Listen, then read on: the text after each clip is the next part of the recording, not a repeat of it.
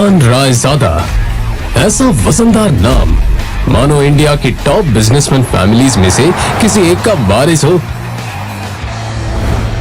मगर हम जिस अहान रायजादा की बात कर रहे हैं उसके कतरे कतरे से बेबसी झांक रही है। अहान एक करोड़पति बिजनेस फैमिली का दामाद तो जरूर है, मगर उसकी हालत पर घर के नौकर भी कहते हैं, कुछ पैसे चाहिए तो बता देना, तुम्हारी गरीबी देखी नहीं जाती। कहने को तो अहान जैसी रिच फैमिली के दामाद सड़कों पर महंगी कार दौड़ाते थे, मगर अहान की लाइफ में 3 चीजें आम थी। पहली चीज बेइज्जती, दूसरी चीज बहुत बेइज्जती और तीसरी चीज बहुत से भी ऊपर वाली बेइज्जती। और हाँ, कभी कभी वो किसी रईस को जब अपनी बीवी को एक महंगे होटल में खाना खिलाते देखता था तो वो खुद से कहता था, एक दिन अपना भी टाइम आएगा जब मैं महंगे सूट में ऐसी किसी महंगे होटल में अपनी बीवी शनाया को दर्शन के साथ खाना खिलाऊंगा। जब वो मेरे सीने से लग के एक रोमांटिक डुएट में मेरे साथ रोमांटिक कैंडल लाइट डांस करेगी ना, तो वहां बैठे सारे रईसजादों के सीने पर सांप लौटेंगे।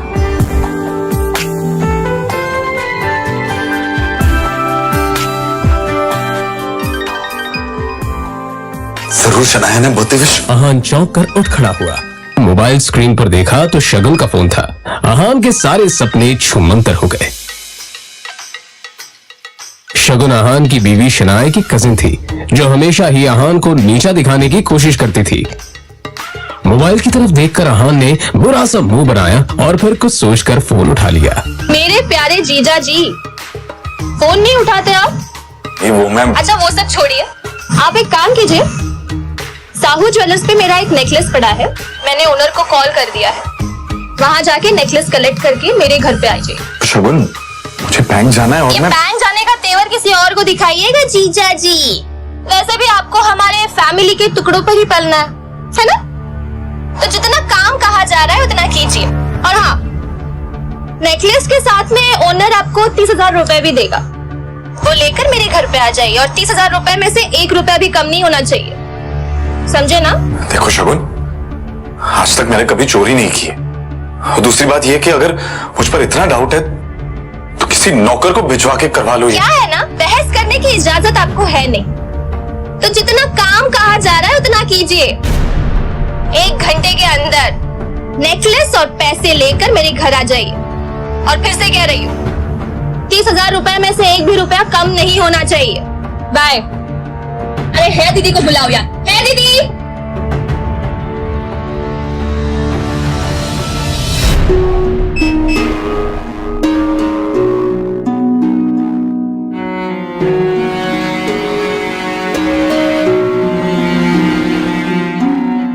जल्द ही अहान फ्रेश होकर बाथरूम से बाहर आया और जल्दबाजी में अपनी अलमारी की तरफ बढ़ा, जिसमें 2 जोड़ी पुराने कपड़े रखे थे। उनमें से जो सबसे साफ कपड़ा था, अहान ने उसे पहनने के लिए चुना।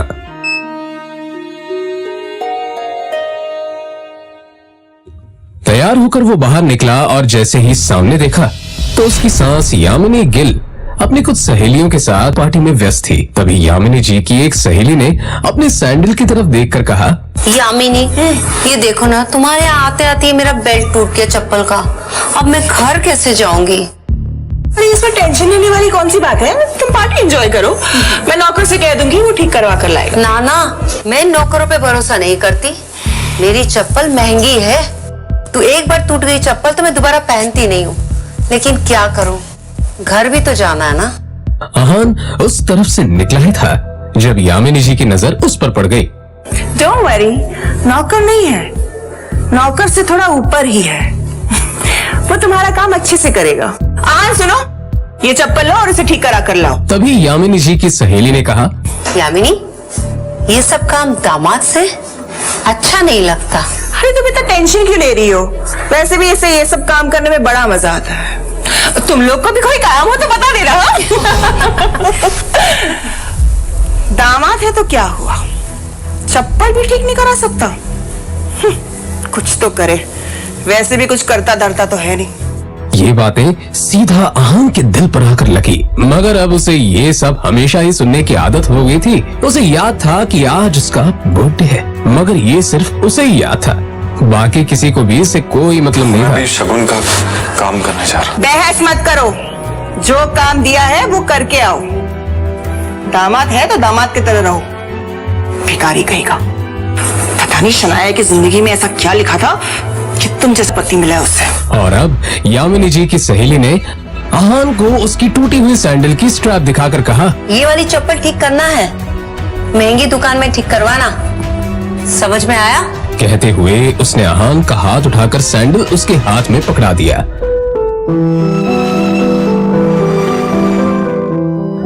ना चाहते हुए भी अहान को यह काम करना ही पड़ रहा था।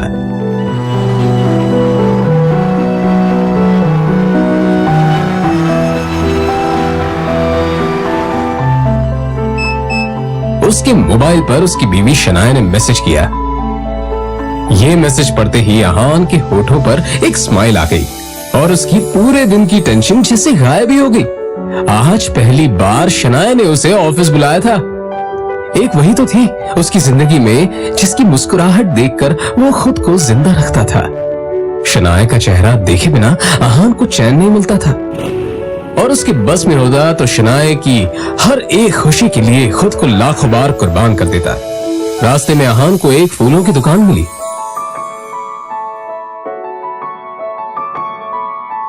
और अपना पर्स निकालकर देखने लगा।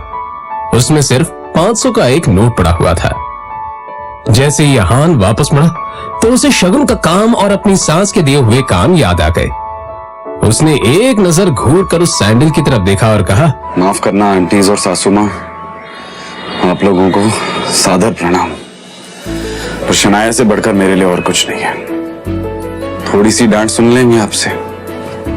और फिर उस पैसे से अहान ने शनाया के लिए फूलों का वो बुके ले लिया। आज वो पहली बार गिल कंस्ट्रक्शन के ऑफिस जा रहा था, जो कंपनी गिल खानदान की थी। ये सोचकर आज वो फूला नहीं समा रहा था कि वहां उसका अच्छे से स्वागत होगा कि तभी सामने से आने वाले एक आदमी से अहान टकरा गया। उसका नाम देव मल्होत्रा था। यू इडियट, दिखाई नहीं देता तुम्हें? पता नहीं कहां कहां से मुंह उठाकर चले आते हैं। इस ऑफिस में तुम्हारी खड़े होने की भी औकात नहीं और ऐसे टहल रहे हैं जैसे तुम्हारी खाले जी का घर है। कौन हो तुम? शायद देव मल्होत्रा ने भी उसके बदरंग कपड़ों से उसे नौकर या ऑफिस बॉय ही समझ लिया था। मल्होत्रा ने एक नजर नीचे पड़े बुके की तरफ देखा और फिर उसे अपने पैरों तले कुचल के बाहर निकल गया। अहान ने अपना सर झुकाए बस उस बुके की तरफ देखा। उधर शनाया अंदर से ये नजारा देख रही थी। तभी अहान की नजर शनाया पर पड़ी तो एक पल के लिए वो अपनी बेइज्जती भूल गया और वो शनाया के केबिन में दाखिल हो गया। वो शनाया की तरफ बढ़ा। अब जाने भी तो शनाया, जो हुआ मेरे साथ वो हुआ। और तुम इतना टेंशन क्यों ले रही हो? जो बात गई वो बात गई। तभी शनाया चीखते हुए बोली, दूर हटिए आप मुझसे, दूर हटिए। आप चले क्यों नहीं जाते मेरी जिंदगी से? नर्क बना रखी है मेरी जिंदगी। अहान को एकदम से झटका सा लगा। वो खुले मुंह से शनाया की तरफ देखता रह गया। तभी शनाया आगे बोली, पता नहीं कौन से बाबू की सजा मिल रही है मुझे। आप चाहते क्या? पापा ने हम दोनों की शादी जबरदस्ती करवाई थी, वरना आप तो कभी मेरे लायक थे ही नहीं। और आज भी आपको पति कहते हुए मुझे शर्म आती। अरे आप तो ड्राइवर नहीं था इसलिए आपको बुला लिया, पर मुझे क्या पता था कि मेरा पति इस काम के भी लायक नहीं है। यहां आकर आपने मेरे सबसे पुराने क्लाइंट मिस्टर मल्होत्रा को नाराज कर दिया है। अब कैसे होगा काम मेरा? आंखों में आंसू लिए शनाया ने आगे कहा, मैं जहां पर भी जाती हूँ आप मुझे बेइज्जती के सिवा और कुछ नहीं दे सकते। सिर्फ एक बदनुमा दाग बनकर रह गए आप मेरी जिंदगी पर। इतना कहकर शनाया केबिन के बाहर निकल आई। तभी रास्ते में पड़े बुके की तरफ देखकर शनाया ने कहा, क्या है ये सब? क्या गंदगी फैला रखी है यहाँ पर? फेंको इसे डस्टबिन में। फूल को अपने पैरों से कुचलते हुए आगे बढ़ गई।